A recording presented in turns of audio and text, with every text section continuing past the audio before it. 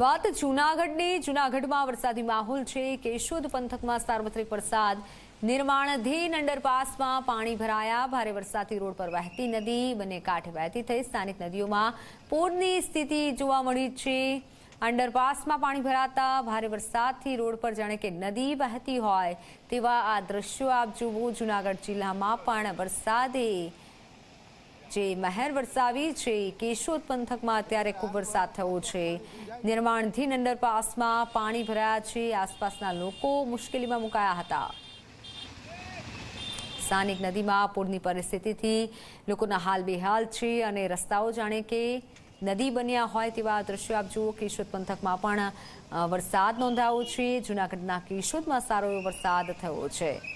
હવામાન તરફથી પણ જે સૌરાષ્ટ્ર અને દરિયાકાંઠાના વિસ્તારોમાં જે વરસાદની આગાહી કરાઈ છે।